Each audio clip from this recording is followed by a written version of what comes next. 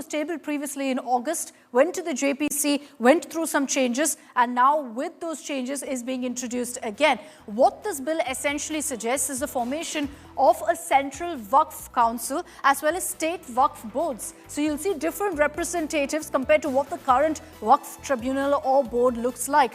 Muslim women, importantly, will be a part of the Waqf council and the boards. 2 Muslim women will have to be, and that will be mandated in the bill, that they will be a part of these boards. Non-Muslims also to be a part of the Waqf council. So again here it will be 2 members who are non-Muslims who will be brought in to be a part of this board as well. Now you will see representation of different subsects of Muslims also in this particular Waqf board. You'll see Shia, Sunnis, Bohras all getting representation right now. It's not mandated as of now, but with this bill, that particular aspect will change to ensure that there's more holistic representation of all classes of Muslims as well. A separate board will also be brought in for Bohras and for Aga Khanis, and this is why many members of these sub-communities are also welcoming the Waqf Amendment Bill. Income from Waqf properties to be spent on charity, and this is important because very often the criticism against the Waqf board is that all of the money has been kept with the hands of just a few, hasn't really reached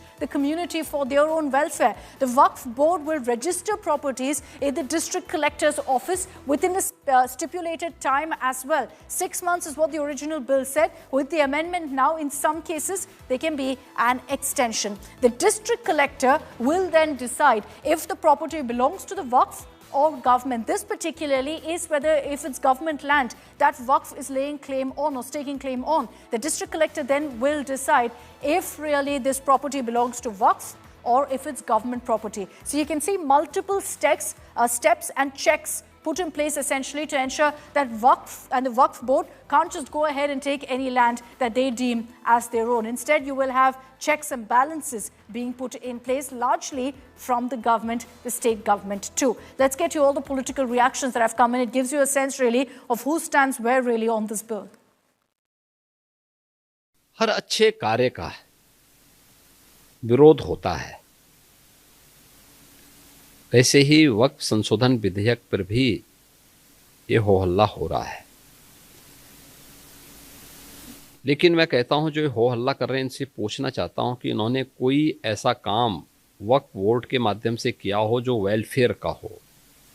छोड़िए, सब समाज की बात छोड़िए, मुस्लिम समाज का ही कोई कल्याण किया हो उस प्रॉपर्टी का।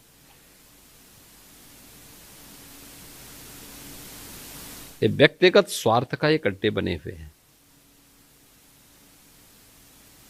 चंद लोगों के लिए लूट खसोट के अड्डे बने हुए हैं।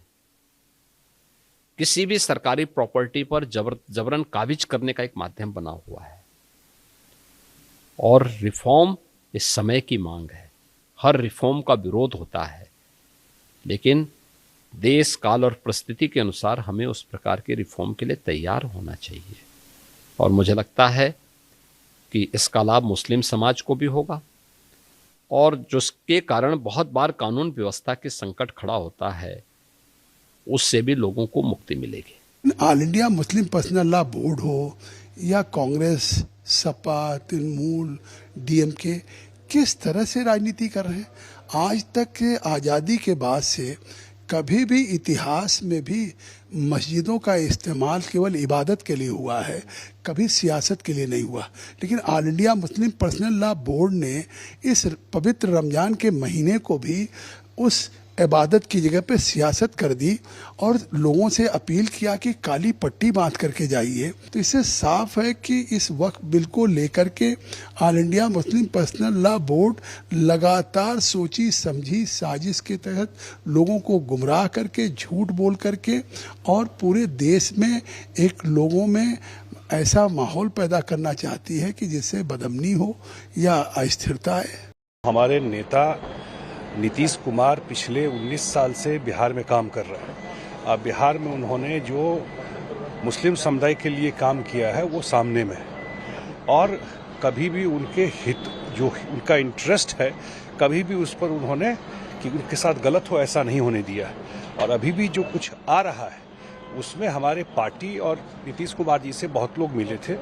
ये जरूर हम लोग के तरफ से है कि भाई रिट्रोस्पेक्टिव नहीं हो, अगर पास्ट में कोई बात है तो उसको उस पर कोई आंच नहीं आए, ये हम लोगों ने जरूर, हमारी पार्टी ने कहा था। मुझे लगता है जरूर जो कमेटी है, सरकार है, इसको ध्यान में रखेगी। जो गवर्नमेंट एनडीए की गवर्नमेंट, जिसको चंद्रबाबू नायडू, नीतीश कुमार, चिराग पासवान और जयंत चौधरी सपोर्ट कर रहे हैं, ये वक्फ बिल अनकॉन्स्टिट्यूशनल है। ये वक्फ बिल आर्टिकल 14, आर्टिकल 25, 26, 29 का ग्रेव वायलेशन है। ये वक्फ बिल नहीं है, बल्कि ये वक्फ बर्बाद बिल है। ये उनको ये देखना चाहिए कि ये सपोर्ट तो कर रहे हैं, मगर क्या आप 5 साल के बाद जब जाएंगे जनता के पास, क्या जवाब देंगे उनको? अब तो बिहार का चुनाव भी है, तो ये अनकॉन्स्टिट्यूशनल। एक बात समझिए, वक्फ बाय यूजर सरकार निकाल रही है। हिंदू धर्म में mud by user, temple by user allowed है, तो यहां पर क्यों अलाउ नहीं कर रहे आप? हिंदू एंडोमेंट बोर्ड में कोई नॉन हिंदू मेंबर नहीं बन सकता, तो यहां पर आप नॉन मुस्लिम को क्यों बना रहे हैं? नहीं, वक्फ बोर्ड के खिलाफ हैं हम लोग। इसलिए खिलाफ हैं क्योंकि भारतीय जनता पार्टी हर जगह हस्तक्षेप करना चाहती है। भारतीय जनता पार्टी हर जगह अपना कंट्रोल चाहती है। ये भारतीय जनता पार्टी किससे क्या कहलवा दे, किससे क्या करवा दे, ये भारतीय जनता पार्टी का कमाल है। उत्तर प्रदेश का नाम भी उससे जोड़ दीजिए, उत्तराखंड का। लोकतंत्र के अंदर हम लोग लड़ सकते हैं, यहाँ भी लड़ेंगे, यहाँ के बाद कोर्ट में लड़ेंगे। देखिए, ये पूरी तरीके से असंवैधानिक है। संविधान की किसी भी धारा के ऊपर ओवरलैपिंग नहीं की जा सकती, और ये सीधे सीधे ओवरलैपिंग हो रही है। और जो संविधान ने हमें संरक्षण दिया है धार्मिक स्वतंत्रता का, उसके ऊपर बुलडोज हो रहा है। हैसियत क्या है इस चिश्ती की? कौन है ये चिश्ती? सरकारी नौकर है, 2 करोड़ रुपए दरगाह से लेता है। मुस्लिम समाज के कोई मुस्लिम समाज नहीं मानता ऐसे को। ये दलाल हैं बीजेपी के, ये बीजेपी के दलाल हैं। वहाँ केरल का जो बिशप काउंसिल है वो भी कह रहे हैं वो कि समझ नहीं पा रहे हैं, वो समझ नहीं पा रहे हैं। अभी ये हम पर हमला है, कल उनके ऊपर होना है, और फिर साउथ के बड़े बड़े मंदिर हैं, उनके ऊपर भी होना है। सबकी प्रॉपर्टी पर नजर है इनकी। उत्तराखंड में लूट मची है, मैं नहीं कह रहा हूँ। उनकी पार्टी के एमपी त्रिवेंद्र सिंह रावत जी ने पार्लियामेंट के अंदर कहा है कि एसआईटी गठित करो। लूट मच रही, क्योंकि मेरे भी बराबर का जनपद है, मुझे भी दिखाई दे रहा है खनन की लूट मची हुई है। तो उस लूट के ऊपर तो ध्यान है नहीं, क्योंकि उस लूट का मामला हो गया तो अभी इधर की तरफ इन्होंने ध्यान डाइवर्ट कर दिया। ये जो डकैती मच रही है, ये जो जनता के साथ खिलवाड़ हो रहा है, पलायन नौजवान कर रहा है, रोजगार नौजवान को मिल नहीं रहा है, और कानून व्यवस्था ध्वस्त होकर के रह गई है वहां पर। So how different is the bill that will be tabled tomorrow to what was tabled in August 2024? A couple of contentious points over which you're seeing some changes also being made. First, there was a contentious point of the composition of the Waqf board. Essentially, the bill said that there will be a non-Muslim chief executive officer. At least 2 non-Muslim members by the state government will be made a part of the Waqf board. This is what the original bill stated. Now, the JPC recommendation was that the appointment shall be an officer at a joint secretary level or higher, and also someone who has knowledge of Muslim law and jurisprudence, which is extremely important. And that is essentially the JPC's recommendation, considering non-Muslim members will also be a part of the Waqf board. Now, the contentious issue that also came up with the original bill that was tabled in August was that a district collector can decide if disputed property is Waqf property or if it belongs to the government. The JPC recommendation said don't give that power to just the district collector. Ensure that a more senior officer appointed by the state government can actually go ahead and take that step. So this essentially gives power to decide disputes to an officer higher than the district collector. Currently, decisions are made by the Waqf Tribunal and the Waqf board. That changes, of course, with this particular bill.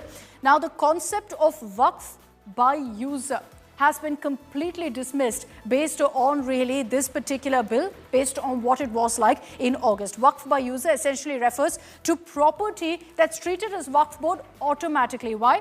Because they've been using that land. Long-term use for religious or charitable purposes by the Waqf board means automatically it becomes Waqf property. And this was referred to as Waqf by user. So this bill can make Waqf properties which don't have valid Waqfnama as disputed. You don't have the papers, you can't claim it's Waqf property, is what the bill said in its August version. Essentially, every Waqf property will be registered on central database within 6 months of the law being passed. Now, the JPC recommendation was this, that give more time than just 6 months to register property. Register it. The JPC agreed with that, but they said change the timeline, don't just give them 6 months. The Waqf board can decide if in some cases more time needs to be given. Now, another aspect is that the Waqf tribunal will comprise of a district judge, a state government officer of the joint secretary rank. This is to ensure that in cases of dispute, a district judge is also there to immediately deal with it legally. The tribunal's decision can also be challenged in the High Court.